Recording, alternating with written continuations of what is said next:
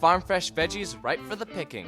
Only this garden of greens isn't on a farm or in someone's backyard. It's on a high school campus. This is awesome because I'm really into environmental science and sustainability. This is Sacred Heart Preparatory in Menlo Park, California. With its gardens and bioswale, state-of-the-art green building, and high-tech resource monitoring systems, here you'll find lessons in sustainability both inside and outside the classroom. Our first stop, the garden. The cartoon like this. These guys are figuring out where food comes from with the help of teacher Stuart Slafter. So essentially, the class is an attempt to teach young people how they can grow food and know about every step in the process. That is, they plant the seed, they nurture the crop, they harvest the crop, and some of the crop we leave behind so it grows a seed stalk. We collect that seed, and that seed is replanted next year. Everyone gets a crop of their own to take care of. And for Amanda Wiggins, that crop is turnips. Planting turnips from just like tiny little seeds and having huge turnips 2 months later, it's really incredible. Especially to be able to learn out here, being able to grow and see the stuff that we're learning about is awesome. Tyler Moronier gets the honor of pulling out these sunchokes. It's a winter crop, like all the greens you see here. I am growing the dwarf blue kale back there, and it's really little, but it's bright green, and it's usually used in salads, and it's really good tasting. Sarah Russell isn't worried about doing a little hard work. I just love working out here. It's so much fun. You really get like an appreciation for everyone who grows food. It's a lot of work, but it's really rewarding in the end to see your crops grow so fruitfully. The garden is organic, which means no chemicals.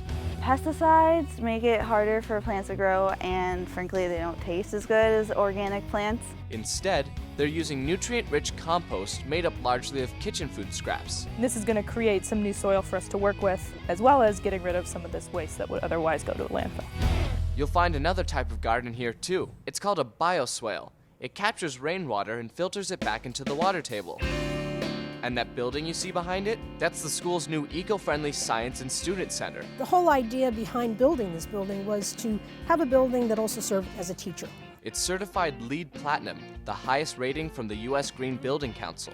Recycled carpet, sustainably harvested flooring, and bamboo benches all help it leave a lighter footprint. Its solar panels and living roof do too. It makes it warmer in the winter and cooler in the summer. And it also is an area that you can see these solar tubes. These are natural lighting that you can see from down below in our Great Hall. Chief Operations Officer Sandy Dubinsky says the building uses 60% less energy than conventional ones. 80% of our light comes from natural daylight. Students can see just how much of all these things the building is using with this simple touchscreen. Upstairs, it's taking center stage in Dr. Libby Jones' class. So, what's a pound of CO2? She's using it to talk about issues surrounding energy, water, and other resources. And then we look at how that resource use affects the earth. So that gets into things like pollution, land degradation, global climate change, all that sort of stuff. And then lastly, we look at how we can hopefully reduce our impacts on the earth. And so that's really my favorite part of the course, where you can really inspire kids. So inside, that's oranges, yeah. And out, students on this campus are learning what it means to go green and how to become environmental stewards of the future.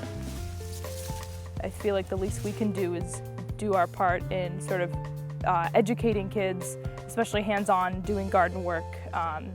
Just knowing what's going on and seeing everything that we do, it's made a big impact on how I live.